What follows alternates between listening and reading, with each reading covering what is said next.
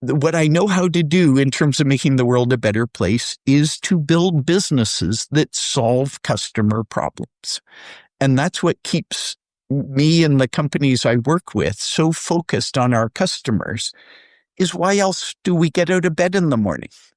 We're not doing it to make money. We're doing it to make our customers' lives better. If we can do that, our customers will pay us and we will be able to make money. Making money as a result of creating value.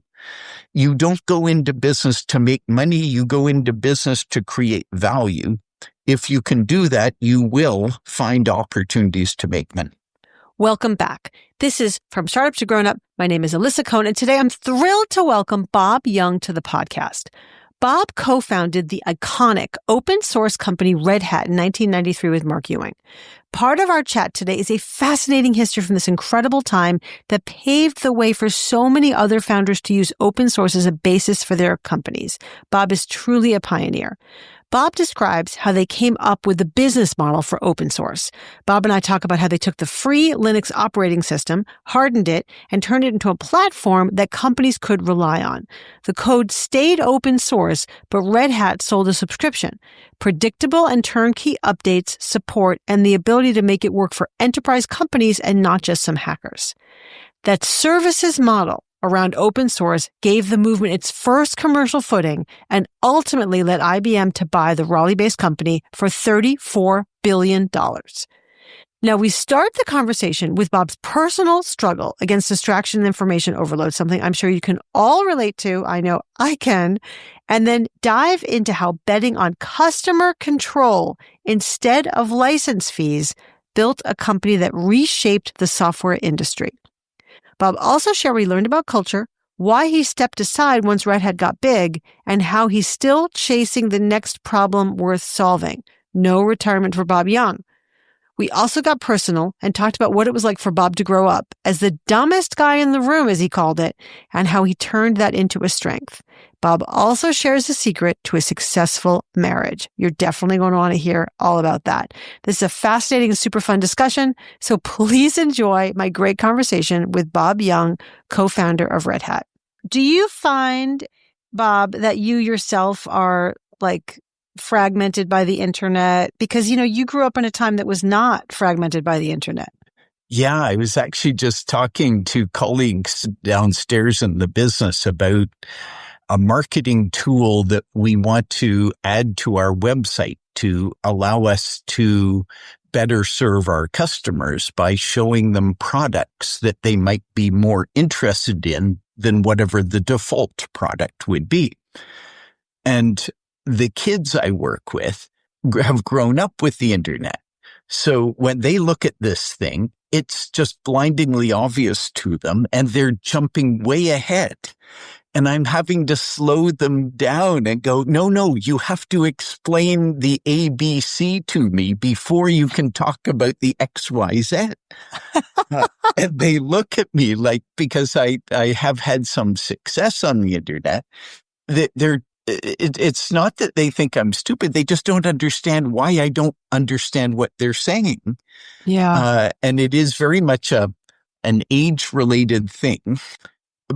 And so many of my friends have retired, like formally retired, and they are so happy being retired because they don't have to put up with these overbooked schedules that, Google Calendar and the ability to invite yourself onto your colleagues' calendars without them even being aware of it means our calendars get incredibly busy. And we go, I should be able to do that. It all kind of fits. But in reality, humans are not computers. We can't go from one meeting on one subject to the next meeting on the next subject instantly without having a cup of coffee or something. Or processing. To prepare for the next topic. And I find I go into these meetings and I talk about the weather or the sports game or their favorite needlepoint project for 5 minutes, just not to build rapport, but to allow me to change the subject in my brain from whatever I was talking about previously to whatever the topic of the next conversation is. And you're a perfect example. Here you want to talk about startups to whatever. And I'm thinking marketing tools at needlepoint.com. Anyway. Well, good. Well, I'm glad we've had a chance to switch the subject back to from startup to grown up, which is what we're going to talk about. But before we leave this topic and I introduce you properly, I am curious, do you also get caught up in kind of like, are you on social media? Do you get caught up in alerts and you're like, oh, look at that thing on Instagram. Oh, wait, what about this thing? Oh, I was going to go look for that thing. Oh, what happened? Do you get caught in the ping pong of that? Oh, and the guilt is much too strong a word, but the sense of never being properly informed about the topics you should be keeping up with is just constant. I feel I'm constantly behind on what I should be following and keeping up with. And I keep reassuring myself of, oh no, the world will in fact keep turning over, even if I don't know what the U.S. administration's policy on tariffs are today, kind of thing. Right, totally. Well, I look forward to getting into this and all of it in this discussion. And I just hit record because you were saying something so interesting, but I'm just going to go back in time a little bit and sort of say that to listeners here that I'm here with Bob Young, and Bob was the founder and CEO of Red Hat, which took the free open source Linux operating system and made it secure, stable, and supportable for major corporations and governments. Basically, Red Hat kind of invented open source, and I want to get all into that. And Red Hat was the first billion-dollar open source company. In 2019, it was acquired by IBM for $34 billion, not a bad day's work. And I would say that Red Hat really inspired and paved the way for iconic companies like Coinbase, like Automatic, like GitHub. And so, Bob, when I met you just a few weeks ago at that MIT AI conference, you sat down, you told me the whole story, and I want everyone to hear the story. So what was the founding story of Red Hat? Okay, so it was a fun story because as a businessman, my interest is, so going all the way back to first principles. In a free market democracy, the citizen and the consumer are the same person. So you as a young person, when you come out of university with your idealistic views of wanting to make the world a better place, you can go and work for the Peace Corps or the Red Cross and give away your time and effort. Or you can build a for-profit company that serves your customers. And if you do a better job serving those customers, you are making the world a better place in a measurable way for those customers. And the beauty of it is the world will pay you for making the world a better place. Is this a great system or what? I love it. So good. Capitalism. Okay. So let's go backwards to your opening comment on Red Hat and be very clear. Red Hat did not invent open source. We very much are a member of the open source free software community of engineers who contributed their time and resources to build all of these tools. What Red Hat does deserve some credit for is we did invent the first successful business model that was compatible with delivering the benefits of open source software to our customers. And that's what was somewhat unique because no one believed, and let me back up, prior to this open source movement, all software only came in binaries, the ones and zeros that your computer could understand. You didn't get the source code, the if-then statements and go-to statements that programmers actually write in, and you also got the software under a license that prohibited you making changes to the software. So it put the vendor of the software in control of the vendor-customer relationship, which made software very profitable. But the problem was with the invention of the internet in the early 90s, there was no 1-800 internet to call. It was a collaborative communication network that was being built. And without a 1-800 internet to call, the engineering teams at the cable companies and at the application and search engine companies, all of those engineers had to work collaboratively to keep this network running. And you can't work collaboratively without source code and without a license that allows you to fix the source code when something bad happens to it. So the internet itself is the world's biggest open source project. And the Linux operating system is arguably the second biggest open source project. But the internet itself was the biggest. And the open source Linux operating system powers most of the internet today. Was that true in 95? Or sorry, in the 90s? Linux was power? We don't really know because there was so little good data back then on who was using which operating system to run which web server on the internet. Today, we understand this much better. Google's analytics, a lot of other smart people are tracking this data in very sophisticated ways. Back then, there was a guy, Mike Pettyjohn, out of Bath, the town of Bath in England. And he was an English engineer who was curious about this. And so he wrote some scripts and built some bots that searched the internet. And he used to, on a very small scale, have some really interesting data. Yeah, it was very poorly understood, but there was no question that even the most proprietary of the internet technologies back then all relied on a lot of open source or free software technology. TCP/IP, web services, yeah, the list goes on, because it was a collaborative model. And Red Hat's business, interestingly enough, was inspired by IBM. And then, 20 years later, IBM realized they had to own Red Hat because we were out IBMing IBM. I love it. Okay. And it's actually a really interesting business story. So here's the story. I'll try and keep it short. IBM was in real trouble in the 1980s because there was so much money going into technology. They were having a hard time keeping up with the CPU, the computer processor technology, with the storage technology, the tape drive technology.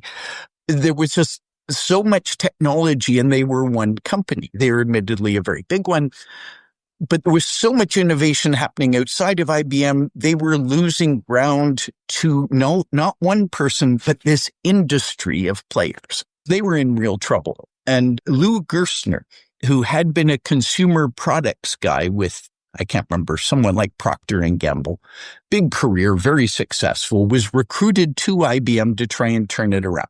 And what he did is he went to talk to all of IBM's biggest, most enthusiastic customers and asked them, look, if we're falling behind on technology, why are you so loyal to us? Like, what is it that we're doing for you that you can't get anywhere else? And what they told him wasn't that he had great computers or great tape drives or great networking software. What they told him is that IBM was the only company who had a support office in every city around the world that they did business in. And he listened to that story and he goes, holy, holy guacamole. Holy guacamole. Yeah, thank you. Not the word I was going to use, but much better. We're not in the technology business. We're in the services and support business. So why are we competing with EMC and storage devices or with Dell in desktop computers? We should partner with all those guys because we're in the support business. What our customers need from us is to support the technology platform that they, the customer, have selected for their business. So that's what he did.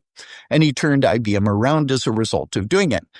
And we're now in 1994. Mark Ewing and I are working out of our spare bedrooms doing this little Red Hat thing. and I go to industry conferences. I explain Wait, Bob. Before you, that was a big summation. Okay, you and Mark, you just give us like 2 minutes on what you were doing and what the insight was, because actually you were like a typewriter salesman, right? And then like things happened and suddenly you were working on this little red hat thing. So just tell us a little bit about how that came together. Okay. Well, the short version, the reason I'm a typewriter salesman is it was my first job out of college. I then get into equipment leasing, which takes me into computer equipment leasing. That business goes quite well. I sell it, I think, very successfully, only to find out a year later that the company I sold it to goes out of business and takes my net worth and my job with them. And I go home and explain to my wife, who is living in a nice house with 3 children, that I not only had no savings, our capital had been flushed down the drain, but I didn't even have a job. And he says, so where are you going to get a job? And I go, this is one of those, your wife loves you when. I look her straight in the eye. This is a mother of 3 young children. And I say, Nancy, I've never met the company that would employ me. And the fact that she did not pack up the girls and move back with her mother. A testament. Anyway, as a result of that disaster, it led me directly into the open source play. And so I'd started this little company that ended up merging with Mark Ewing. So it was basically just the 2 of us, myself and Mark Ewing. I was the sales guy, Mark was the engineer. And we decided to build a better Linux operating system on the back of a little project that Mark had initiated called Red Hat. So I started the company that became Red Hat. Mark started the project that became Red Hat. And so who actually was the founder of Red Hat? And we could never resolve that. So we agreed we would call each other co-founders, despite the fact that we didn't collaborate on the founding of the thing. I started the company, he started the project, regardless. Yeah. Okay, and just to clarify, what he was doing, he was building this sort of, let's say, better version of Linux, but he was also, he was like, you guys were creating it to sell. And I mean, I think you had experience in publishing, which is why you probably had the sense of like, we'll put it on a CD and sell it, right? Yes, I did have a quick detour after the leasing company crashed and burned into newsletter publishing, computer newsletter publishing. And I learned, it's a really hard way to make a living. But the other thing I learned is that the value in publishing is not in what you are publishing. It is in the mailing list of your subscribers. And so once I understood that, and when I partnered up with Mark, because he needed help marketing the product he was developing. And he had initially been trying to write a software project, a developer tool. And he had spent 6 months on it. At the end of 6 months, he stopped to do the analysis of why wasn't he making any progress on this. And he realized he was spending more time configuring his Linux servers that he was using to program on. He was spending more time messing with his Linux operating system than he was writing his tool. And he concluded that, no, the world doesn't need another programming tool. The world needs a better version of the Linux operating system. So that's what Mark stopped doing.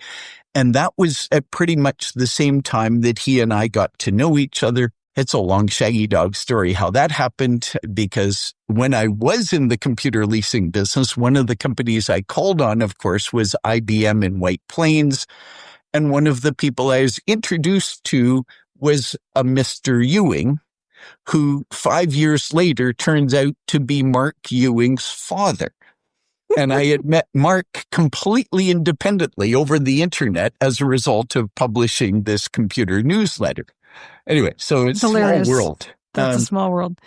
Wasn't it also when you were visiting with that IBM group, like what was the moment that you thought, well, yes. You told me this, right? This sort of sense of, why are you guys wasting your time at open source? And I was like, yeah, why are they wasting their time at open source? So how did you sort of sort that out? So now Mark and I are working together on this, and we're going to little industry conferences, and we're talking to, I corner all of the software executives I could find and explain to, because I didn't have a background selling software. I needed the help. I was now in the software business and I'm a computer leasing guy. So I would go to them and I would explain what we were doing and why the value of open source was it gave customers control over their software. And we're building an operating system to compete with Microsoft Windows NT. And Microsoft is the world's biggest, most profitable software company. And it's Mark Ewing and a couple of buddies in the tobacco fields in North Carolina. And we think we're going to compete with Microsoft. Okay. So setting the stage. So now I'm talking to software executives going, how am I going to do this? Like, how do I, because I don't know software marketing, give me the figurative arm around my shoulder and go, Bob, we're really pulling for you. What we think you're doing is really interesting, but I hate to break it to you. You can't make any money in software if you give your software away for free. It seems kind of logical on the face of it. But I'm going, but my customers, the reason they're choosing Linux is not that the Linux operating system is better or faster or cheaper. They're choosing the Linux operating system because they get control over the software that they're building their systems on. And it's that control is the benefit, is the benefit that my customers need from me. And only by collaborating in this open source world and being a member of that open source community am I in a position to deliver them control. So I can't charge for the software. So that was the conundrum that I was betting my kids' college education on, and I didn't even believe in what I was doing. So then I went around, I made a real effort actually to interview all the smart people in the open source community to understand where this stuff was coming from, who was paying to have it engineered, and what is the business model. So what we discovered, or what very quickly, was most of the software was written by professional engineers who were being paid to write software. But these were not software engineers working for software companies. These were software engineers working for insurance companies and working for telephone companies and working for banks. And as software engineers, they were every bit as good as the software engineers that Microsoft or Sun Microsystems or IBM could employ. They were just employed to make the software work, not to sell software to other people. And they all had an interest in contributing to this free software because they wrote software, but they weren't trying to make money on the software they wrote. So if they could publish software and have other people help them improve the software, it was of no cost to them, and it was of significant benefit to them because they got back better software than they gave away. That's what powered. Once we understood that, we go, okay, so now we understand where the software is coming from. How do we make money doing this? And this goes back to the IBM story. And now Lou Gerstner has just written the book, Making Elephants Dance. And I read Lou Gerstner's book, and Lou Gerstner says, well, we're not in the technology business, we're in the support business.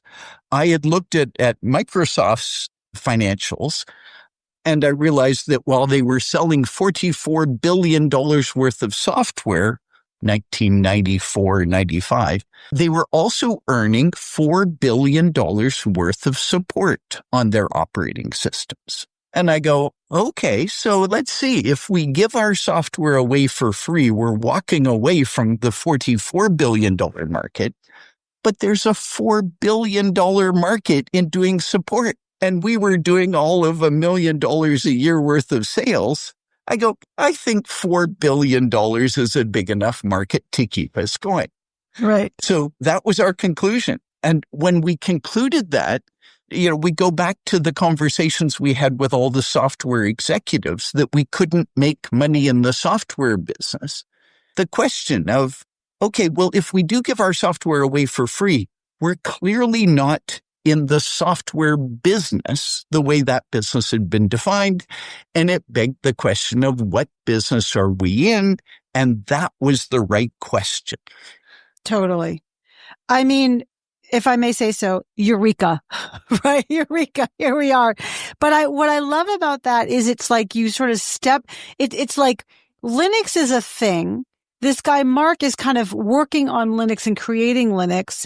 And then you, Bob, are like the businessman, if you will, trying to figure out how the heck you're going to make any money on this thing, which is by definition kind of voluntary work. Everyone's contributing. But the insights around, well, the community has value. The community of people participating in the community to contribute software themselves in order to get much more out of it by being able to take software that they need and take advice that they need is a significant understanding of why people would even waste their time contributing. And then the second piece around, like, it's all very well and good to have free software, but since no one can figure out how to set it up, or if they can, it's just time consuming to set it up, you have the ability to kind of help them set it up.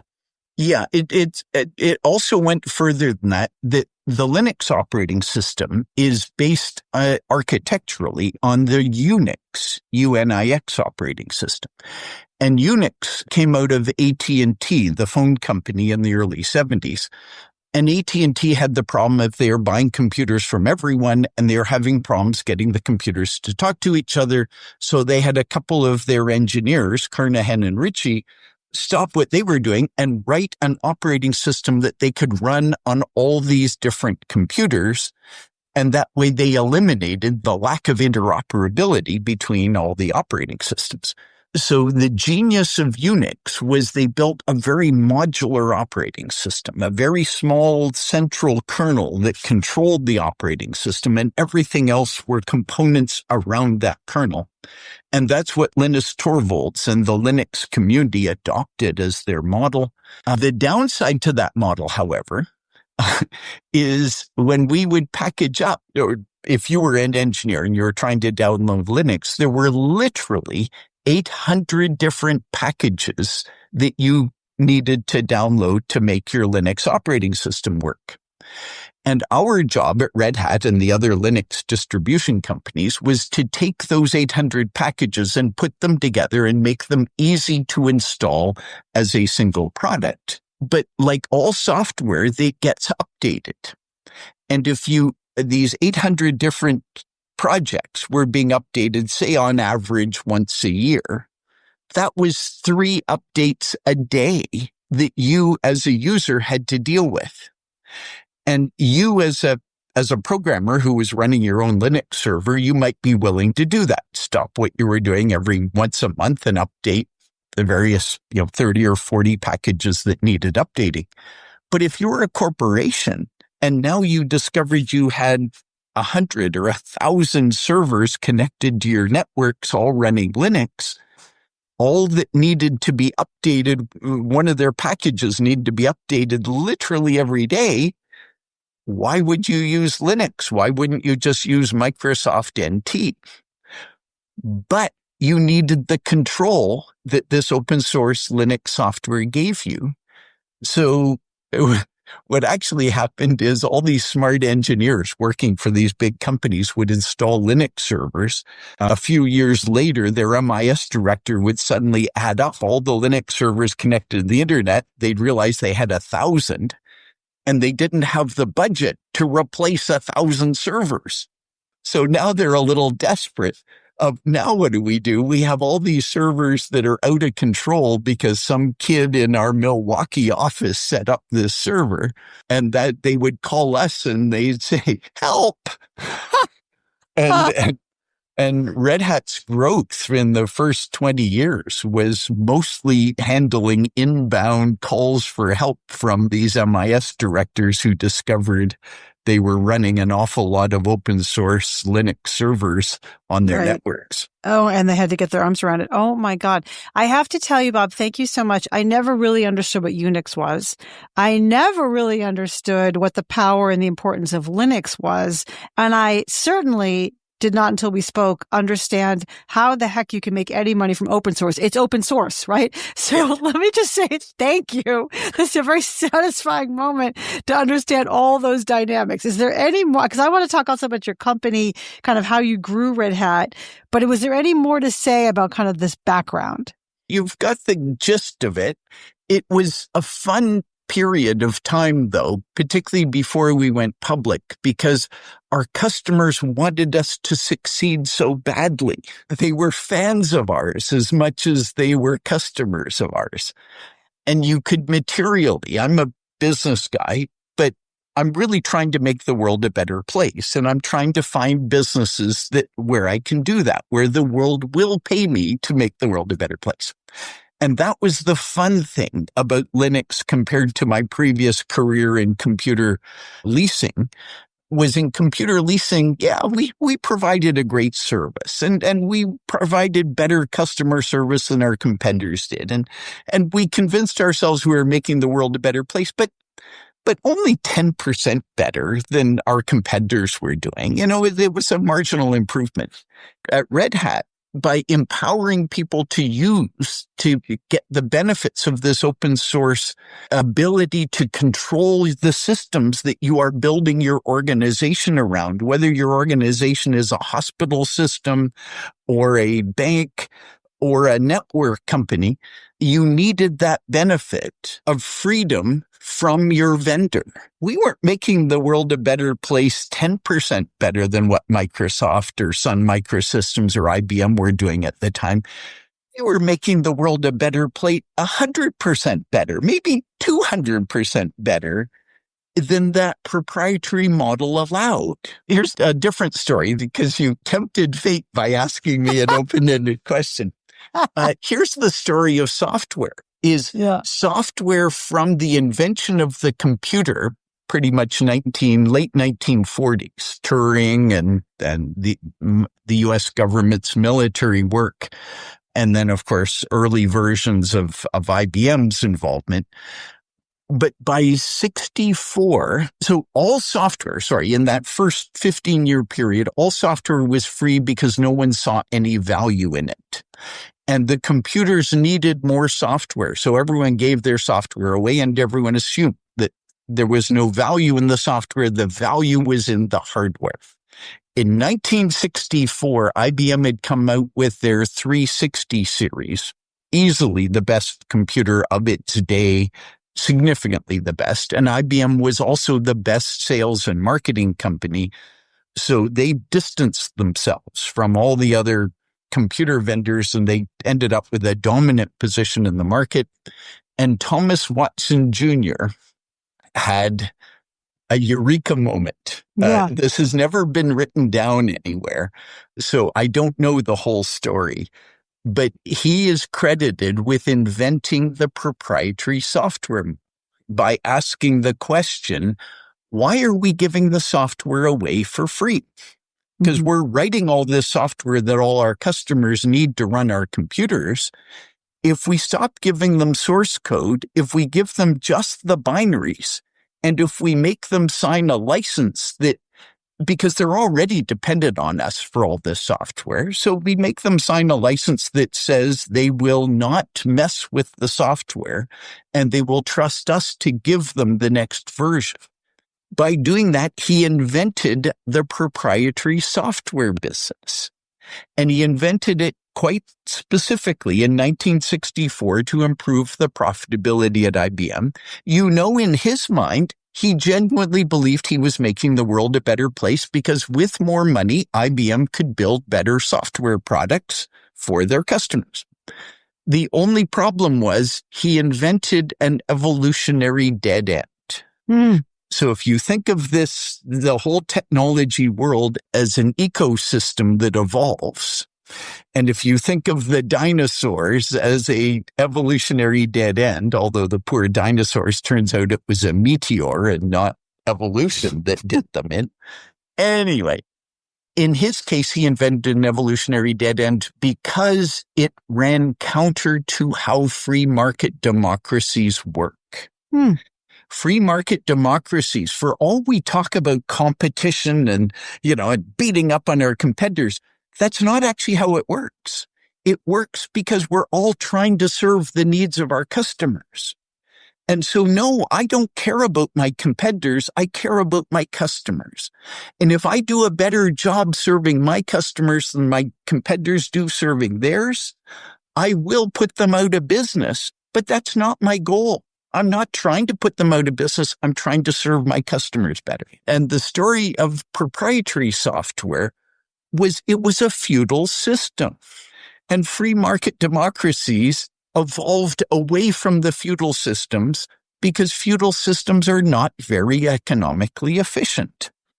And so what we were doing with this open source free software Linux operating system is we were moving from a feudal system into a modern collaborative democracy where the consumer is in control of the customer-vendor relationship. The feudal system, the lord, had control of the peasants on his land, and they had to do whatever he told them to do. They couldn't read or write, and he made sure they couldn't read or write because by not being able to read or write, they couldn't read the laws he was writing, and he got to police people. Okay, well, a proprietary software model is not unlike that. Mm-hmm. You buy proprietary software on your computer and something goes wrong, you have to call up the vendor and ask nicely for them to fix it. That's a lot like owning a car with the hood locked shut. Mm-hmm. And so you get a rattle under the hood and you take it to the dealer who has the only key to your hood. And the dealer looks under the hood and says, "Oh no, that's not a problem. That's a feature of this car." All high quality cars have a knock under the hood. Yeah. Okay. If you don't have a key to the hood of the car, you have to live with that. But the moment you have a key to the hood of your car, you can take it to any other dealer, or you can take it to your buddy down the street who knows something about cars. And you can find someone who will actually fix that problem for you. Yeah. Or if you want a musical horn and you can't open the hood of your car, you are stuck with the annoying horn of the vendor. But the moment you can open the hood, you can put in a musical horn. Yeah. Okay. These are funny examples, but software isn't funny. It powers our economy. So now if you're a internet service provider, a cable company, and you're trying to network to another cable company, whatever, in another country, and your systems aren't talking to each other very well, if you had a proprietary vendor in the middle of that who decided he didn't want you talking to that other vendor, you have no way of fixing the software. The moment you're using open source software, you get to call the other cable company and you say you work on the problem together and you get your systems to work together because you, the consumer, have control over the software you are using. Mm-hmm. You can build better, more reliable systems if you have control. So Linux was never about better or cheaper or faster. It was and still is about control over the technology you are using. This is amazing, Bob. It's so helpful because just to say that, like, I have always understood that open source is not just a quote unquote software. It's kind of a philosophy. And it's like a state of mind in some senses. And you really articulated that. And I just want to go back to what you said about Thomas Watson. I didn't know it was Thomas Watson Jr. I've always quoted him. Here's my favorite quote of Thomas Watson. He said, don't worry about people stealing your ideas. If your ideas are any good, you have to shove them down people's throats.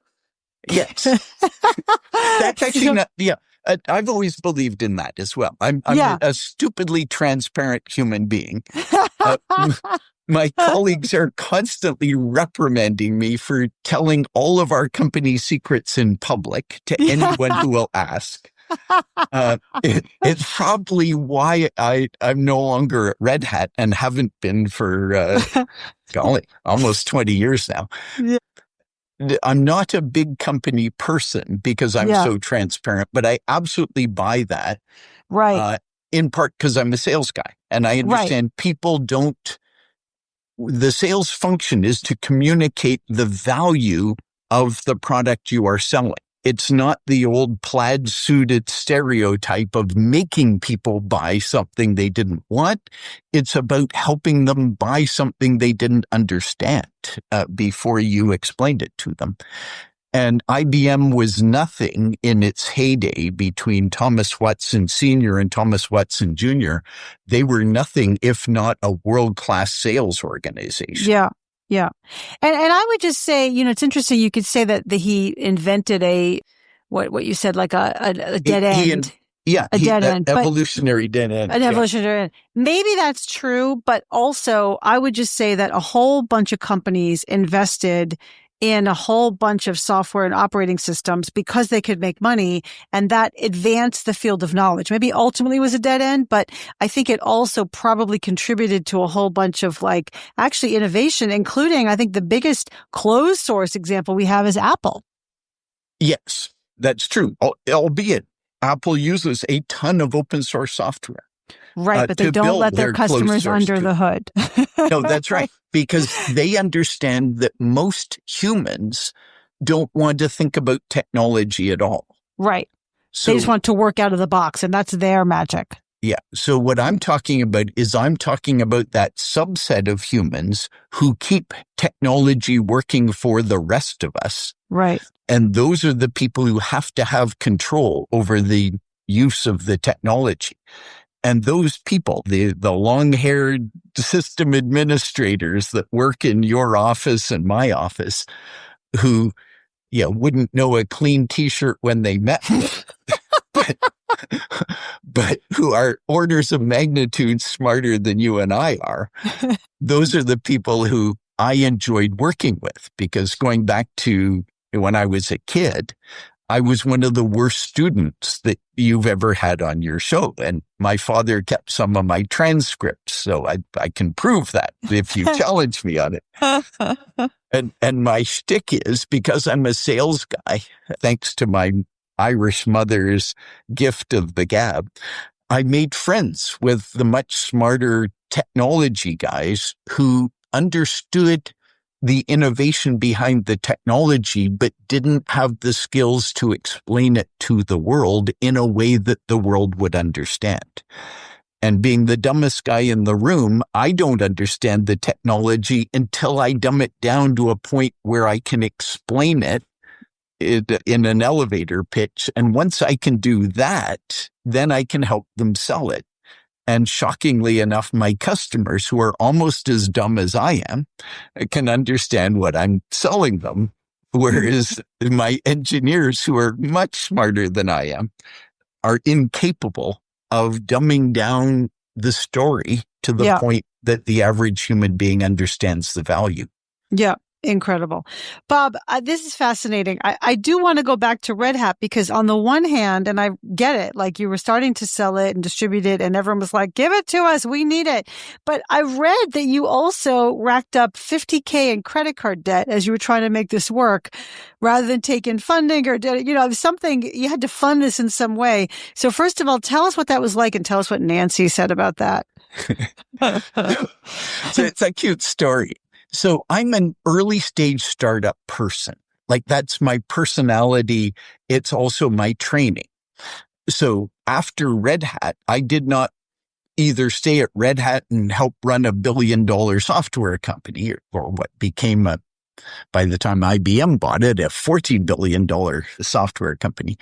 I got back into startups. So I did Lulu.com, this self-publishing. So now authors who were being rejected by all the publishers could publish the books themselves.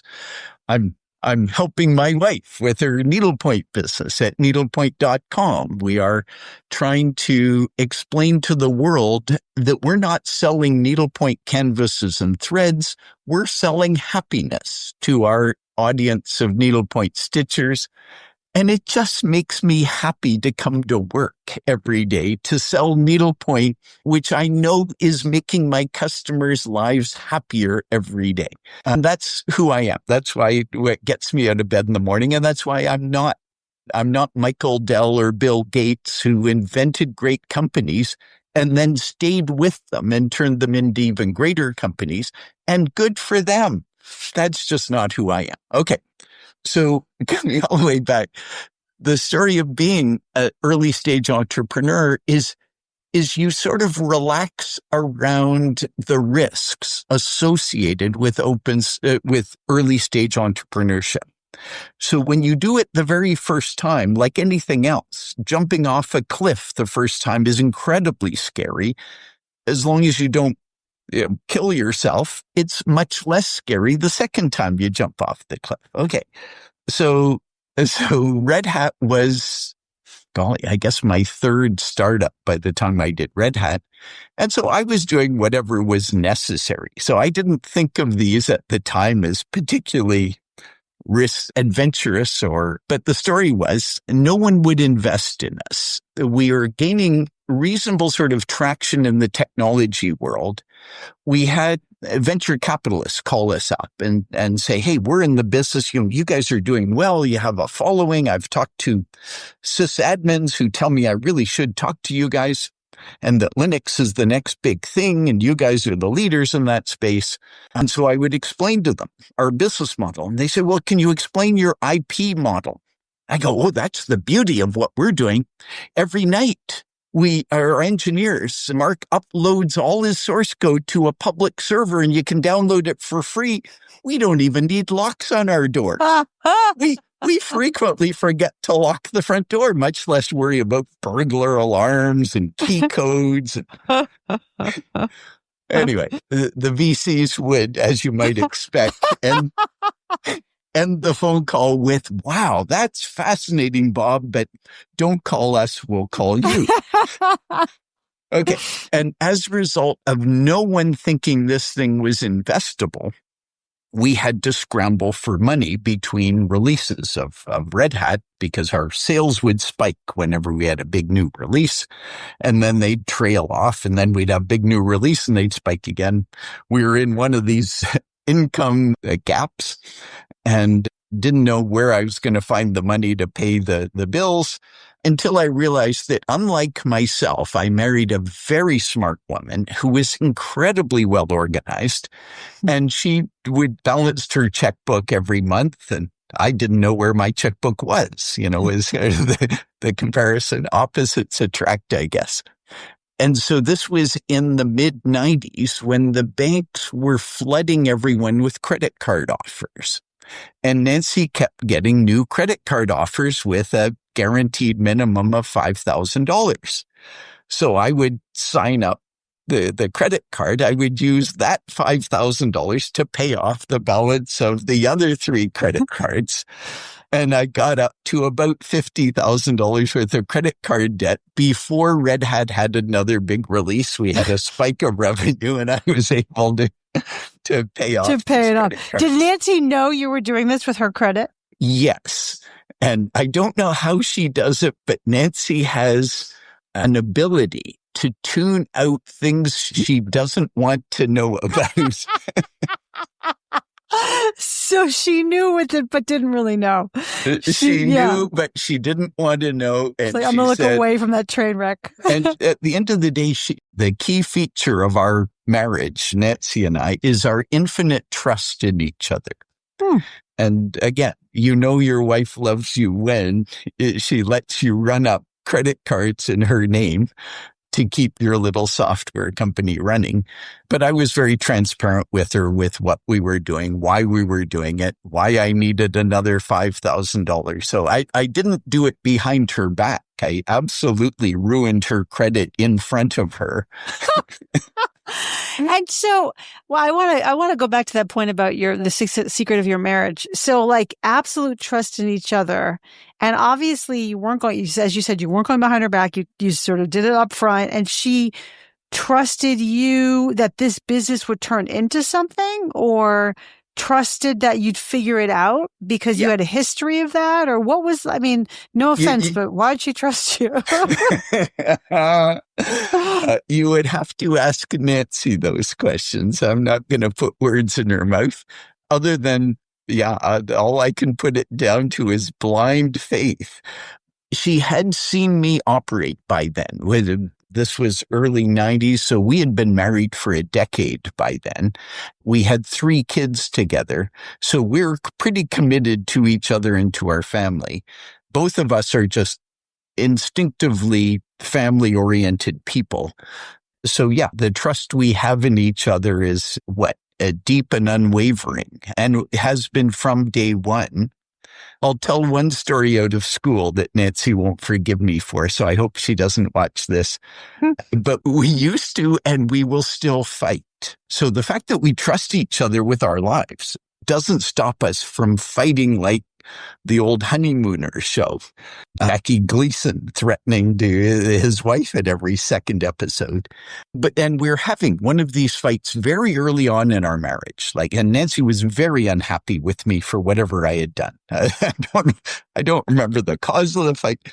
All I remember is saying to her, well, if you're that unhappy, why are you staying with me? And she just calmed down. She went into this incredibly relaxed, serious mode. And she says, Bob, that is never a question you are ever going to ask again. And I go, wow. Oh, good. Oh, good. That gave us freedom to fight. Because, we could fight. We'll work out whatever our disagreements are. We can be emotional. But as long as we're committed to each other, as long as the question of whether we're on the same team or not is off the table, then we're on the same team, and we're allowed to fight with each other as teammates because we want our team to succeed. And it was a lovely and remarkably liberating thing for her to say. And I remember this one every time we have a fight, and we have lots of them. So I think back to that moment on a regular basis. Yeah, that's beautiful. And by the way, just to say, when I listen to Founders Podcast with David Senra, he constantly points out that successful entrepreneurs, if they have a spouse, partner, it's really important who they pick as partner. 100%. I talk to kids on a regular basis, and you see these bright kids coming out of university, and they're all, sort of worried about their futures. And I go, come on, guys, relax. You've gotten a great education. Even if you screw up your career, you'll do just fine. So now go out and spend your time finding something you want to do, and find someone you want to do it with, and commit to that person. You don't have to commit to the project. Whatever your project is can crash and burn. And you're smart enough, you'll recover, you'll learn all sorts of things from every failure you have. But the one thing you don't mess with is your personal relationships.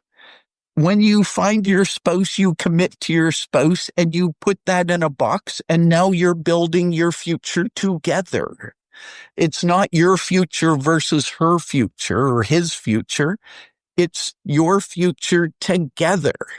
And you get to have these adventures together, and you get to go bankrupt together. You get to lose your house together because you will be smarter with every setback. Everyone makes the mistake of they have a failure, and what they think they've learned is they shouldn't do that again. And I go, no, you're now smarter than 90% of the world on that thing because you know what not to do. So absolutely you should do it again if it's worth doing. Yeah. Like, why waste your expensive education of that failure, right? That's right. No, failure is simply a learning experience. Yeah. Yeah. Bob, you're so self-aware and you're so kind of clear-eyed about yourself, certainly now. In the middle of the Red Hat situation where Red Hat was growing fast and then Red Hat was turning into a large company and then Red Hat got acquired by IBM, and I think you had already left by the time it got acquired by IBM. What was it that inside of you that you'd already had some successes and some failures as an entrepreneur? What was the moment that you thought, I'm not meant to be the CEO of this large company? That's just not who I am. So I'm very self-aware, which is that I know I'm the dumbest guy in the room, thanks to 16 years worth of education and being in the bottom of my class all the way through. That was the one consistent message that teacher after teacher after teacher sort of hammered into my head. Turns out I wasn't the dumbest guy in the room. I just was a slow learner. It taken me many years to understand that I was able to understand anything anyone else could. It just took me twice as long to understand it. Okay. Don't ask me the science behind that. I'm sure if they had Ritalin when I was a kid, I too could have gone to a good school and made something of myself. Mm-hmm.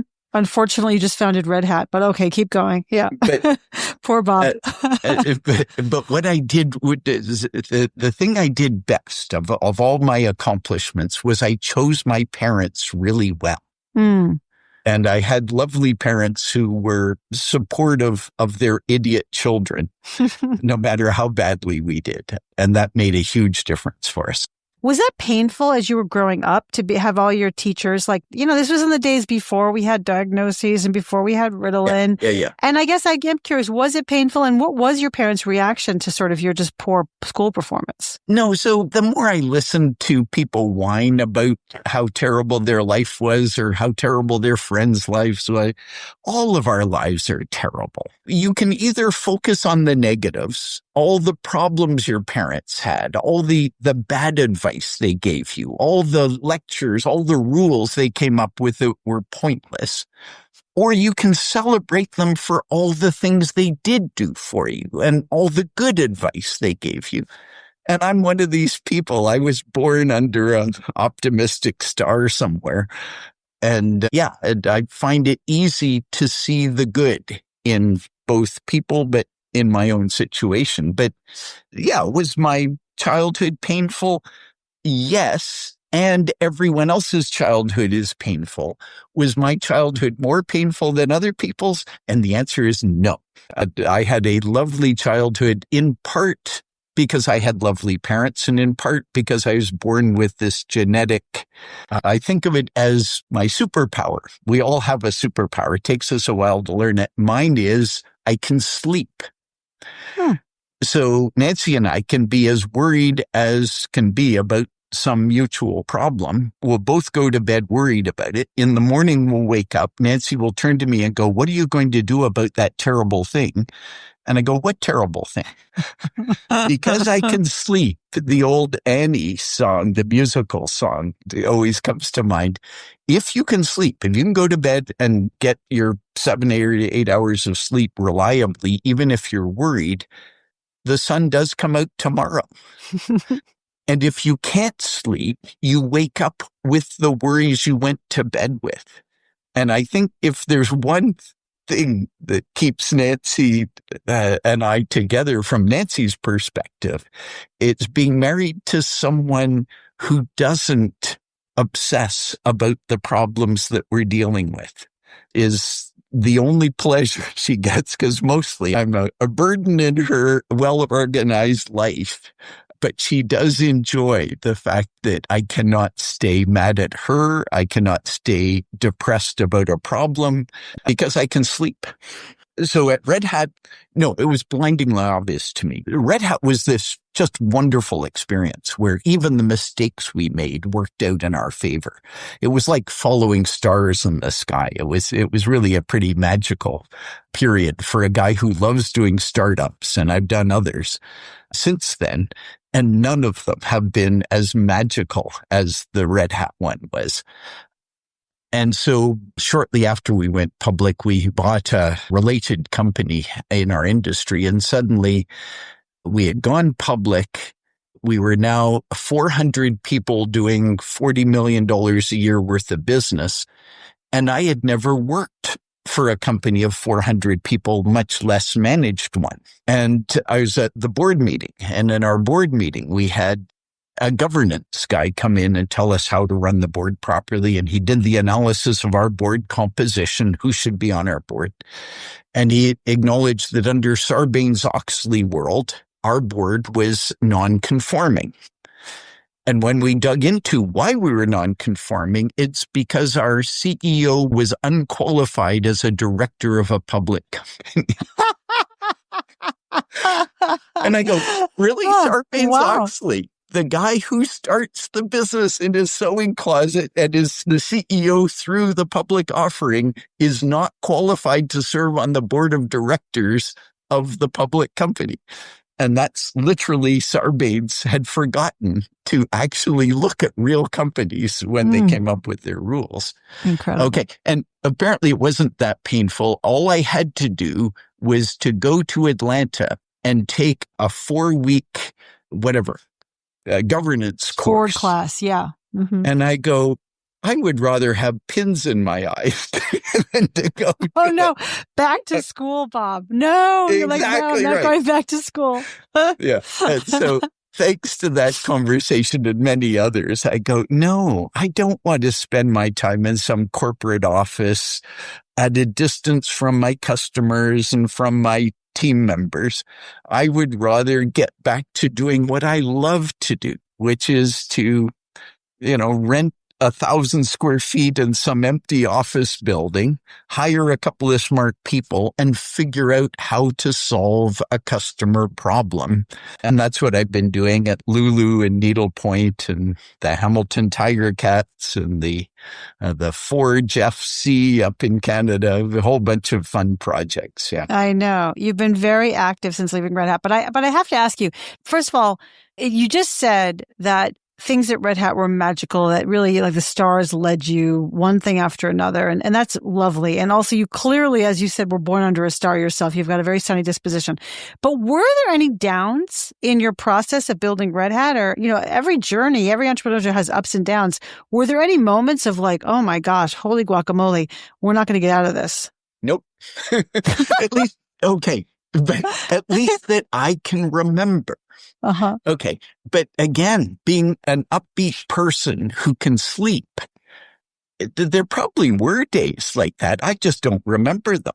Mm-hmm. All I remember are that we had some social media issues that we had to deal with where we made mistakes.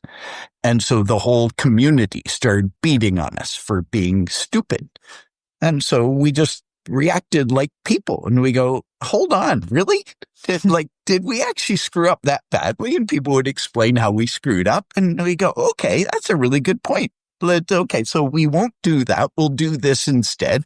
We're sorry for screwing up, and here's what we've learned from the screw up. And it turns out Red Hat was quite good at doing that as a team. This wasn't my doing. Mark Ewing, Eric Troen, Donnie Barnes, Lisa Sullivan was just a team of people who took responsibility, both individually for their own lives and would apologize when they made a mistake and would fix their mistakes. And we built that into the culture of the company. And to this very day, I've heard a story from an IBMer I met just a month or so ago at a conference who was very complimentary of the Red Hat culture. And he says, she was saying at IBM, after we bought Red Hat and when we would interact with them, we'd go, hold on, I want to go and work for that division of IBM. They have a much better culture than we do. And that was one of the finest compliments that I think Red Hat has earned. Beautiful. And in as much as I might have contributed a little bit to that culture, it gave me great pleasure to see that Red Hat still had that enthusiasm for taking responsibility and accountability and for addressing mistakes and staying focused on customer success. Yeah. That's a great legacy. Now, Bob, in that growth period where you were at Red Hat, do you have any sense of how you personally grew? Because the company was growing, you had to grow as a leader, as a business person. Any thoughts about how you grew personally? Yes. The one thing I put it down to in my own case is just your own education. And I don't have good examples, but the one thing that again, working with the young team here at needlepoint.com, for example, is they get very worried about things. And I find that I spend a fair amount of my time just assuring them that 20 years from now, the same thing will not bother them to the extent that it does as 30-year-olds. Hell, as 10-year-olds, the whole world is intimidating to us. As 20-year-olds, it's our social environment is intimidating and makes us nervous. And it's the one benefit as you get older, you go, whatever, and you work the problem instead of worrying about the problem. The worry doesn't really help. The work is what helps. And just having good values. And again, this is where I chose my parents well, and they in turn chose their parents well. And the only thing I take some credit for is I did listen to their better lectures, and I've forgotten some of their less insightful lectures. Yeah. So, but did I learn? You can't. As you go through life, you're going to learn a lot. The nice thing about your successes is, at least I found this, is it allows you to relax around your failures more easily because you know you're not that big an idiot. Whereas when you start off, you haven't had any success. So when you fail, your failure is in relationship to just failure. Like there is no success to fall back on. Lulu.com, which is the self-publishing platform that's doing extremely well today. We did very well in the early days, and then Amazon jumped into our business with a self-publishing service. And our business, along with all the other competitors of ours, went backwards for a number of years. And it took Lulu a while to reinvent itself into a model that not that Amazon wasn't doing, but that we had confidence Amazon didn't want to do. So, and it's not actually, it's a funny story, not unlike Red Hat. So when you talk about things I learned, this story at Lulu actually applies, which was we were building this platform where any author could publish their own book to their own audience. Amazon jumps into the business. We're arrogant enough to think that we could compete with Amazon. We'd be the Hertz to the Avis to Amazon's Hertz. We would try harder, so to speak. Turns out that for a lot of authors, the very act of seeing their book on Amazon, being Amazon's the world's biggest bookstore, was the definition of being published. What did they need Lulu for? Since then, we've recognized that Amazon's building, not unlike Microsoft, a lobster trap. You can go into Amazon and you can publish your book there, but your customers for your book are not your customers. They are Amazon's customers. And when we realized that one, we've reinvented Lulu to partner with great platforms like Shopify and WooCommerce, where when you publish your book on Lulu and your customer comes to buy your book on Lulu, you own the customer. Lulu does not own the customer. Shopify doesn't own the customer. You own the customer. And so that ability to have a direct relationship with your readers is why authors and publishers are coming to Lulu today, as opposed to going to Amazon. Because you publish your book, pick a topic, yoga for beginners. Mm-hmm. And literally before you can, and then you send your customers to Amazon to buy your yoga for beginners book. And literally before the customer can check out, Amazon saying, well, if you're interested in that yoga book, here's 13 other yoga books you might want. And that's there what I mean. There goes your yoga book. Yeah. It's Amazon's customer, not your customer. Totally. When you're on Amazon. Totally. When you're on Lulu, we'll help you sell your book. And when the customer is checking out with your book, we'll make it easy for them to check out with your book. We're not going to try and sell them your competitor's book. That's so yes, you're right. Just like Red Hat, just like open source, just like democracy, right? Just like empowering the customer. I love it. That's so powerful. Now, Bob, a lot of your contemporaries, as you also pointed out at the very beginning of this conversation, have retired, but not you. You're like doing Lulu. You're doing needlepoint.com. Yep. You've become a needlepoint entrepreneur. I guess I am curious, like, how come you don't play golf like a normal person? Like what keeps you, I guess I want to kind of hear, like, what keeps you so engaged? What are the upsides and what are the downsides? And what advice do you have for other successful founders as they kind of go off into their second and third and fourth acts? Well, it's the same advice I have for anyone who will listen. And it's the only good advice I have. And it only applies to a certain subset of humanity who share my personality quirk, which is, no, let me start from first principles. I don't like getting out of bed. I like my bed. It's comfortable. I'm inherently a very lazy person. You know, the idea of spending my whole day in bed and just pulling the cover, that is what I want to do. So then I ask myself, why do I get out of bed? And after Red Hat, you know, I've been blessed with the resources where I don't actually have to get out of bed anymore. So why do I get out of bed? And the answer to that one is, I want to make the world a better place. And it doesn't matter how you define that. You may want to define that for your family. You're getting out of bed to cook them breakfast because you want to make your family's world a better place. Maybe it's your town. You want to get out of bed to, go to the open house at City Hall to expound on garbage collection. Maybe it's, you want to go into politics and make the world a better place. And in my case, the only thing I know how to do in a free market democracy where the citizen and the consumer are the same person, what I know how to do in terms of making the world a better place is to build businesses that solve customer problems. And that's what keeps me and the companies I work with so focused on our customers. Is why else do we get out of bed in the morning? We're not doing it to make money. We're doing it to make our customers' lives better. If we can do that, our customers will pay us and we will be able to make money. Making money as a result of creating value. You don't go into business to make money. You go into business to create value. If you can do that, you will find opportunities to make money. Amazing. I love it, Bob. Just a few more questions. What do you wish you had known earlier on your journey?